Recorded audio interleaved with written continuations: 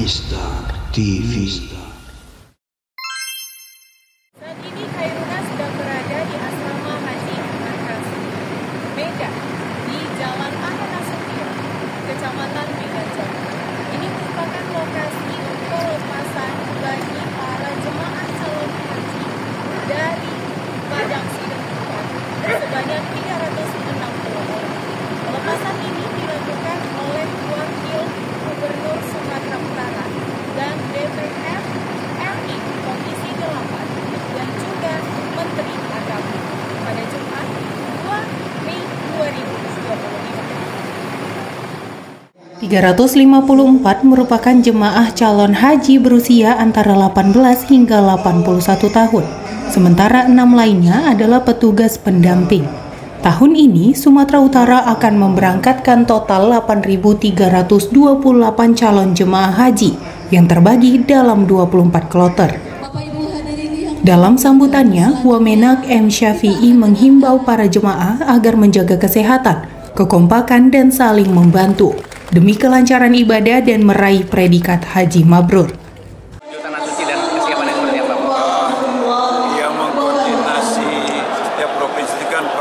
Dirjen PHU ya, kami dibagi-bagi tugas, maka saya fokus memberangkatkan di Provinsi Sumatera Utara. Memang ada teman-teman yang kemarin ke Sumatera Barat, ke Jawa Tengah, ke Jawa Timur, tapi berapa itu angka saya kurang. Tahun ini apa yang spesial Pak dibanding keberangkatan total haji tahun sebelumnya? Pada umumnya itu sama, cuman kita kalau tahun lalu hanya skema murur di Musdalifah, jemaah tidak perlu turun dari bus, cuman melewati Musdalifah saja pada tengah malam. Tahun ini ada tambah satu lagi, skema Tanazul. Jadi setelah di Mina, jemaah melempar di Jamarot, sebagian tidak perlu menginap lagi di Mina, langsung dikembalikan ke hotel untuk mengurangi kepadatan yang ada di Mina. Itu namanya skema Tanazul.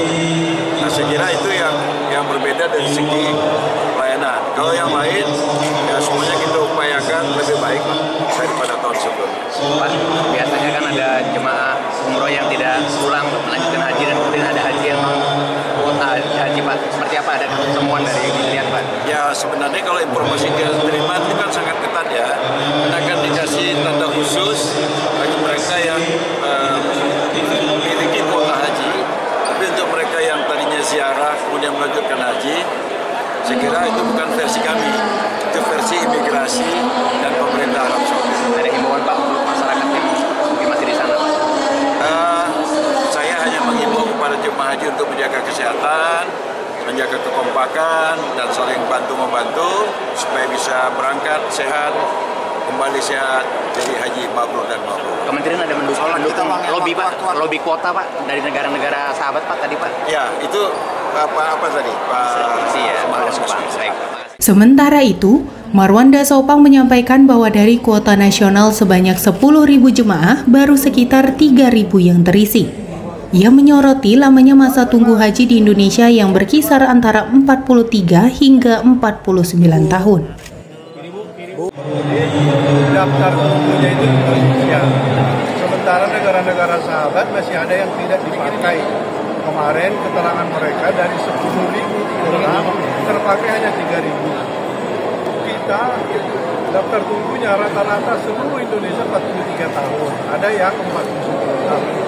Karena itu mereka menjawab, pada prinsipnya kami memahami Indonesia dan kami akan bicarakan karena ada aturan di negara, ada aturan, kami diskusikan dengan itu.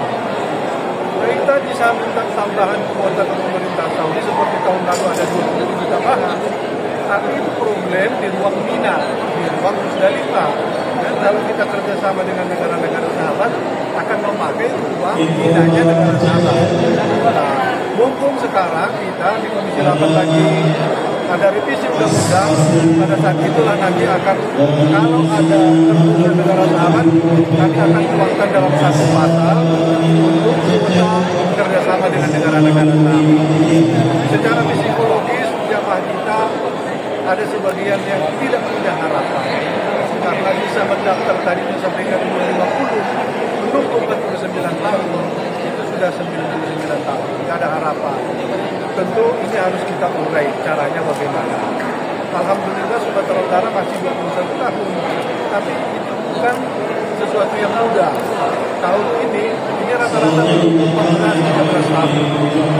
Karena itu kami akan mendorong pemerintah setelah undang-undangnya kita buka kemungkinan untuk kerjasama ini. Ya, Asia Tengah itu rata-rata semuanya mayoritas Muslim, tapi memakai kuotanya belum maksimal. Negara yang paling dekat seperti Timor Leste, Filipina, tapi itu tidak terlalu besar. Kalau itu bisa, kami memperkirakan kemarin paling tidak kita bisa memberangkatkan sekitar antara 30 sampai 40 ribu jamaah dengan negara-negara. Waktu singkat tadi. Wakil Gubernur Sumut, Surya, menambahkan bahwa kloter pertama ini juga terdiri dari gabungan jemaah dari Kabupaten Langkat dan Nias, karena jumlah peserta dari masing-masing daerah relatif sedikit. Ia berharap seluruh jemaah dapat kembali dalam keadaan sehat dan menjadi pribadi yang lebih baik, serta menjadi teladan di tengah masyarakat.